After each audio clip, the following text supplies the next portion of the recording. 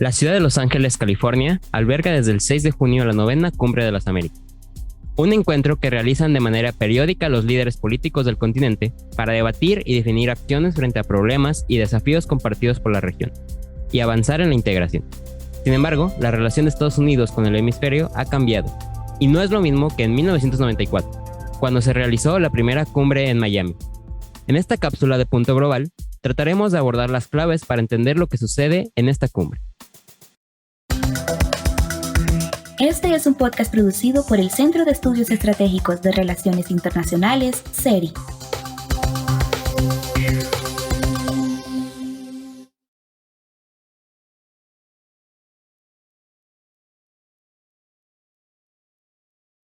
Bienvenidos y bienvenidas a este nuevo episodio de Punto Global. En este episodio, en el marco de la Cumbre de las Américas, estaremos conversando sobre todo el proceso que ha conllevado, primero históricamente y situarla en un contexto histórico, cómo es que nace esta cumbre, que en la coyuntura actual toma especial relevancia para la región latinoamericana, no solamente porque se esté llevando a cabo justamente al momento que grabamos este episodio, sino por todo el contexto y la coyuntura que representa el afrontar como región los problemas que tenemos en común en la actualidad. Para iniciar con la charla, primero quiero darle la bienvenida a Federico. Federico, bienvenido una vez más. Muchas gracias, Ángel. Un placer estar nuevamente en otro capítulo. Y bueno, les habla Ángel Hernández. Y justamente queríamos comenzar esta charla con un contexto histórico para entender cómo y de dónde viene esta cumbre y cómo es el proceso que da a su existencia propia, ¿no? Y es que justamente la Cumbre de las Américas, si la definimos, son las reuniones de jefes de Estado y de gobierno de los países de América que tienen lugar desde 1994, ¿no? Y es para tratar temas diplomáticos y comerciales, pero también a lo largo de la historia se ha ido ampliando este enfoque sobre qué temas deben de tratarse y sobre todo muy enfocados en la agenda que se lleva a cabo en la región conforme han pasado los años, ¿no?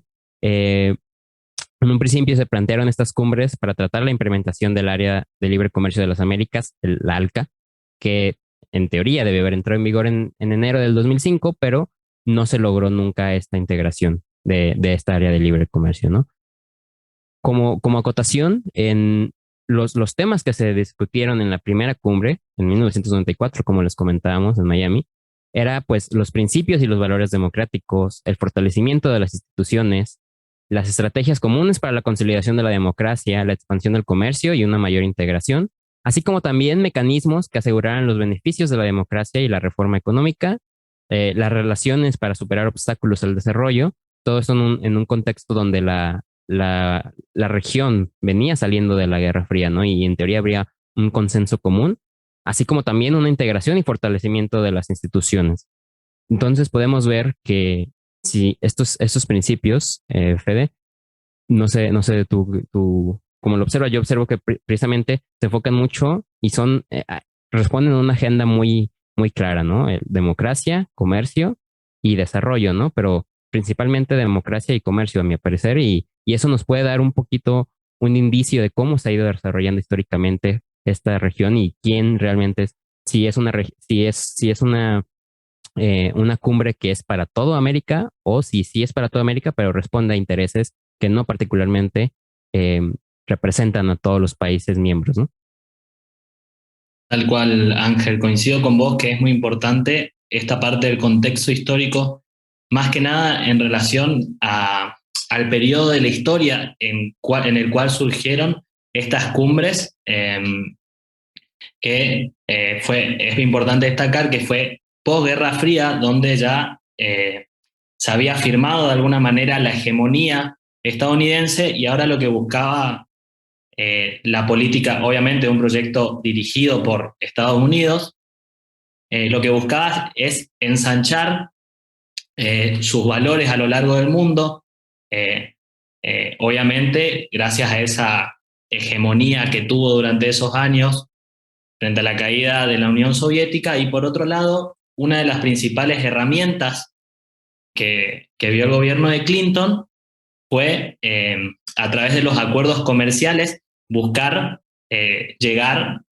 hacer llegar los valores democráticos, eh, democracia política, los distintos países que quizás tenían algunos seguían bajo gobiernos autoritarios, o quizás otros tenían algunos rasgos autoritarios y no llegaban a concretarse como democracias consolidadas. Por eso me parece importante el contexto histórico, y también, como tal cual lo decías, fue cambiando a lo largo. En un principio se planteaba un área de libre comercio, sin embargo, con esta cambios en el mundo, luego del 2001, y un cambio propio, como fue el giro a la izquierda en Latinoamérica, también fue virando los principales ejes de estas reuniones, ya no solo a temas comerciales, sino a temas mucho más diversos. En ese sentido, creo que al día de hoy, esta Cumbre de las Américas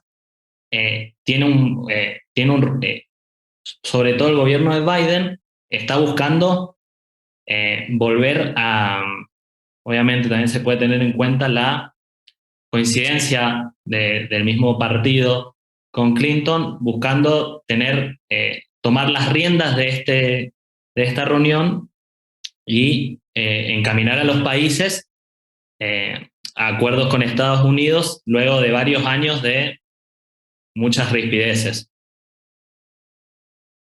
Sí, justamente también me parece que es importante mencionar la importancia que ha llevado en esta cumbre la participación de la Organización de los Estados Americanos, la OEA, y también el Banco Interamericano de Desarrollo, ¿no? Que han fungido como un elemento fundamental para el desarrollo de estas cumbres y también para los acuerdos que se han alcanzado en las diversas ediciones que se han llevado a cabo. También, justamente volviendo un poco a la declaración de principios que se firmó en la primera cumbre de las Américas, es justamente el pacto que se estableció estaba enfocado en el desarrollo y en la prosperidad de la región, pero sí basado en la preservación y el fortalecimiento de la comunidad democrática de las Américas.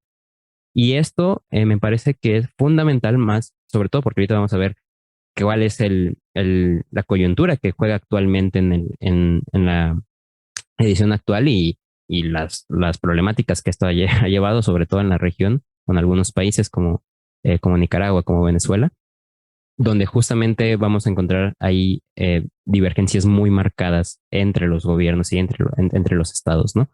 Me parece que justamente en el papel, pasando un poquito al papel que juega actualmente, para no detenernos como en cada edición, porque como comentábamos, ha ido variando la agenda, ¿no?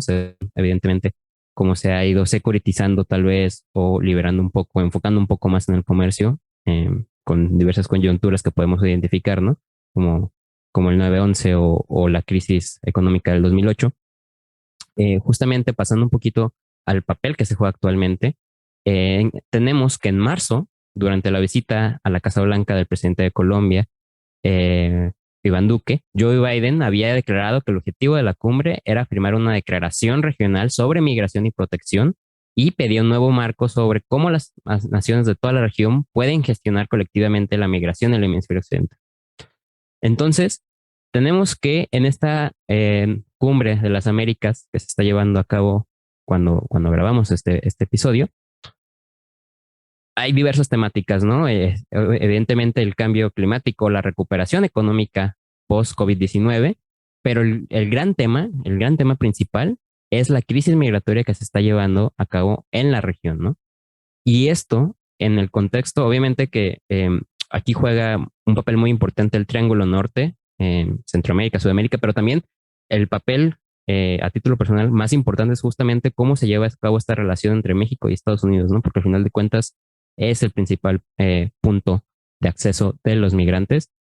Y esto aquí vamos a encontrar una noticia que causó mucho revuelo en la comunidad internacional y también evidentemente en la Cumbre de las Américas, y es que el presidente de México, Andrés Manuel López Obrador, decidió no asistir a la Cumbre de las Américas, y no solamente no asistir, sino que, bueno, tuvo unas declaraciones donde también mencionaba que el motivo de esta no asistencia era que no se estaba convocando a todos los presidentes de la región y que no podía existir textualmente una Cumbre de las Américas sin todos los representantes de los estados, ¿no?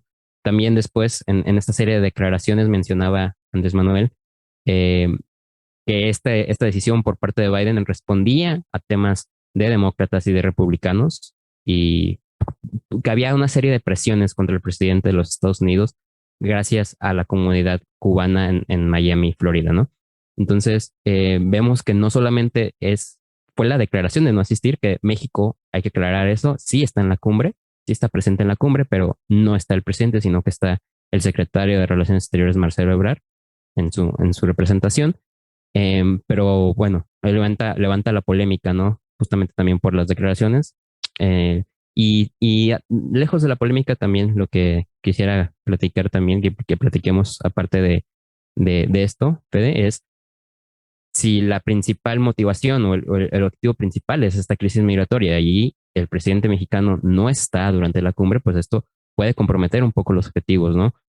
Independientemente de que después, en unos meses después, habrá una reunión bilateral entre Biden y AMLO, pero al menos durante esta cumbre, pues no estará presente y hay que tomar en cuenta esto también, así como los demás objetivos que se están planteando, ¿no? Y obviamente también conversar un poquito sobre las ausencias que encontramos en esta edición de la cumbre.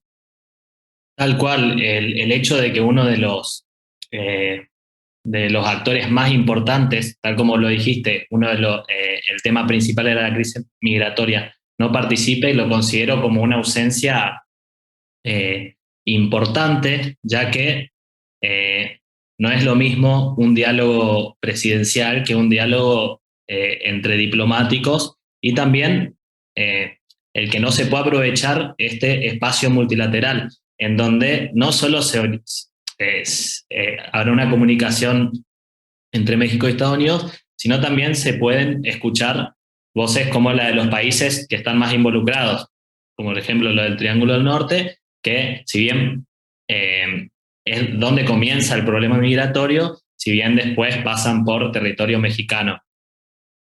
En ese sentido, yo también creo que uno de los principales motivos de la organización de esta cumbre, también objetivos, es volver a mirar hacia América por parte de Estados Unidos, como vimos en la cumbre anterior, en la octava que fue realizada en Perú. Donald Trump no participó, sí mandó, tal como López Obrador, a representantes diplomáticos, pero sugirió estar enfocado en el conflicto sirio.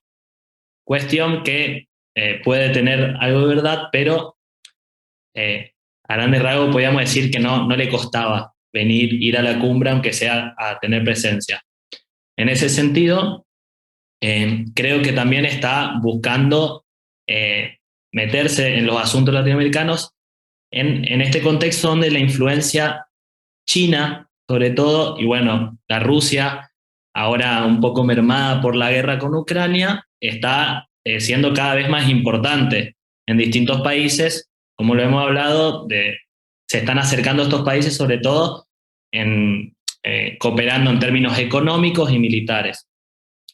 Y con respecto a lo de las ausencias que mencionabas, creo que, tal como lo dijiste, esto pone al frente un debate muy importante, el que es si realmente es una cumbre de todos los países de América o no.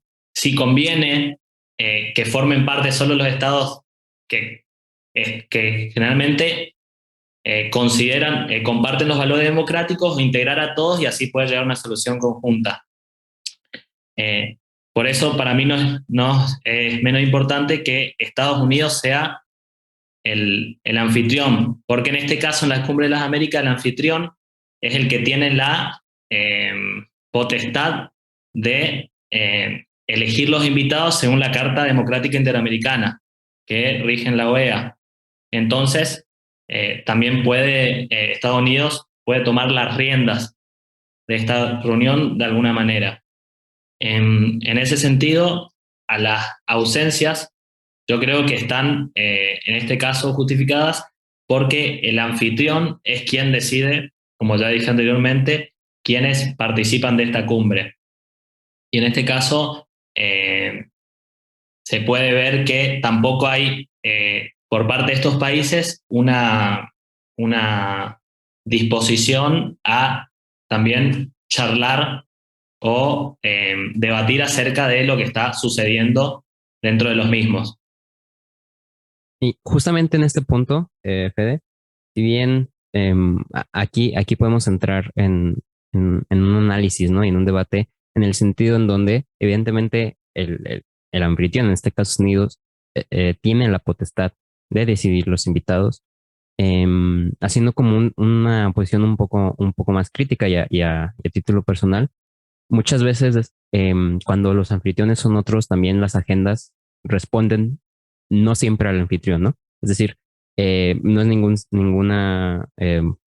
secreto, ninguna novedad que evidentemente el peso político que va a jugar Estados Unidos en estas cumbres siempre va a ser representante y siempre va a importar, ¿no?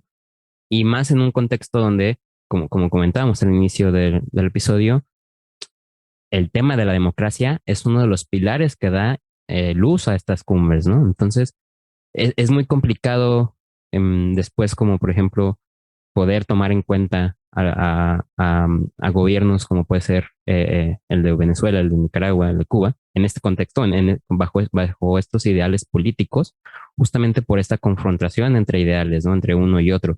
Ahora también está el otro lado de la moneda que también debemos analizar, y es que, por ejemplo, Nicolás Maduro en estos días declaró que, y más que declaración, fue un mensaje directo a Alberto Fernández, que él debería hacerse a cargo de una nueva cumbre, de una nueva reunión, pero ahora bajo el marco de la CELAC, ¿no?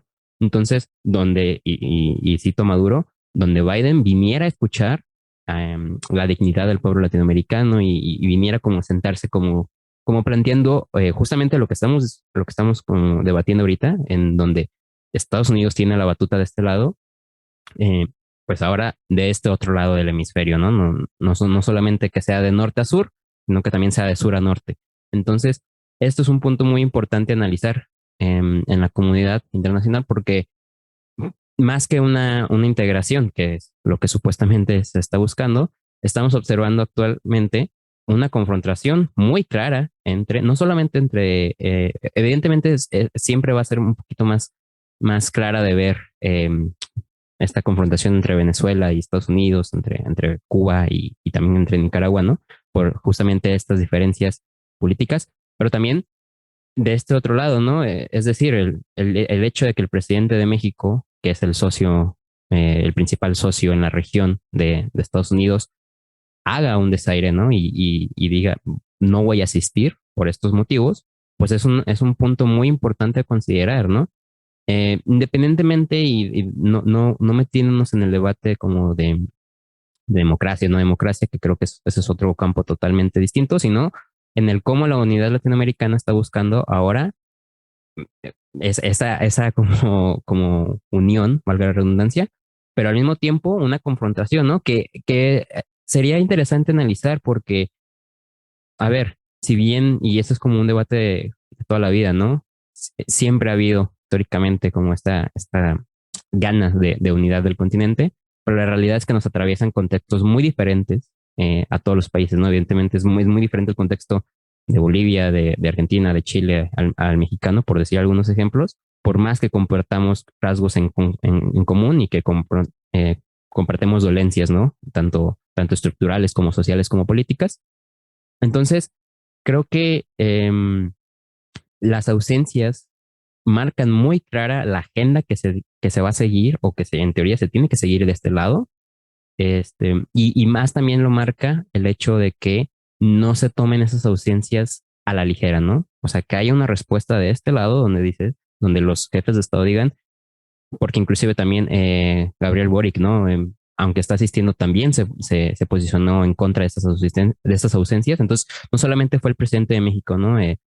Me parece que también Alberto Fernández se unió a este mensaje de Andrés Manuel, donde no comentaba que no le parecía. Entonces, vemos que hay como un posicionamiento muy claro en contra. Y ahora, bueno, sería muy interesante ver si efectivamente esta reunión de la CELAC se hace y participan absolutamente todos los países de la región y qué se puede acordar, ¿no? En el caso de la Cumbre de las Américas en esta edición, a mí me parece que no va a lograr los objetivos planteados. Y esa es una opinión a título personal porque es muy complicado, ¿no?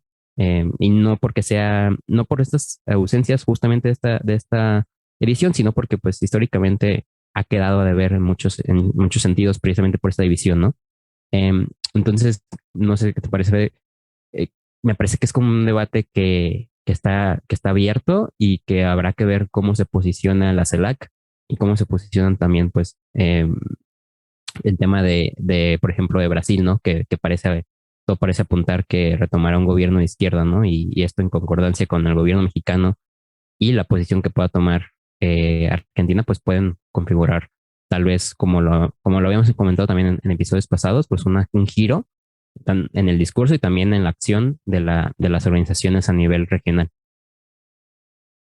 Sí, como último comentario, coincido con vos sobre a qué puerto puede llegar esta reunión, esta cumbre de las Américas, y no creo que pueda ahondar en los objetivos planteados, sino tal como lo venimos hablando, debido a esta falta de liderazgo por un lado, o no creo que sea falta de unión en América Latina, sino fue una falta de liderazgo que pueda reunir, digamos, la voz de todos los países, si bien están atravesando distintas situaciones. Y por otro lado, los cambios constantes que vos ya mencionaste están sucediendo en los distintos países. Como el caso de Chile, recién está asumiendo un nuevo gobierno, Argentina está creciendo cada vez más una gran crisis económica, Brasil está ya tanteando las elecciones que son muy próximas, que son los países, por lo menos de Sudamérica, que generalmente suelen tener más participación o más peso a nivel regional. En ese sentido, creo que va a ser un nuevo evento donde se van a ver estas distintas aristas que hay en torno a la democracia, pero no en el sentido de llegar a acuerdos sustanciales e importantes para lo que es el desarrollo de las Américas. En mi opinión, estamos lejos de consensuar y coincidir. Falta mucho trabajo aún más y no creo que haya también una estrategia por parte de Estados Unidos de alguna manera consolidada hacia América. Sí, bueno, justamente, gracias Fede por complementar y por estar aquí, por una charla, esta charla que tuvimos que me parece que, como comentábamos, es un debate que como internacionalistas hay que seguir y hay que ser, evidentemente la neutralidad es complicado en estos temas, como en todos, pero bueno, siempre hay como diversos sucesos que van a ir marcando la agenda y también invitarlos a que estén atentos justamente a esta cumbre de las Américas, en el cómo se lleva a cabo y qué resultados podemos observar. Y justamente en el marco de la Cumbre de las Américas, en colaboración con la Universidad Nacional Autónoma de México en Los Ángeles y la Asociación Mexicana de Estudios Internacionales AMEI, queremos invitarles a la conferencia magistral de José Miguel Insulza, quien fungió como secretario general de la OEA, titulada Cumbre de las Américas 2022, Unidad o Dispersión.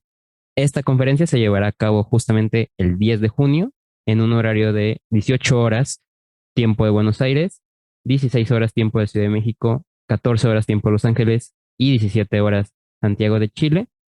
El link de inscripción se los dejaremos en la descripción del episodio. En Spotify o YouTube podrán encontrar el link de inscripción.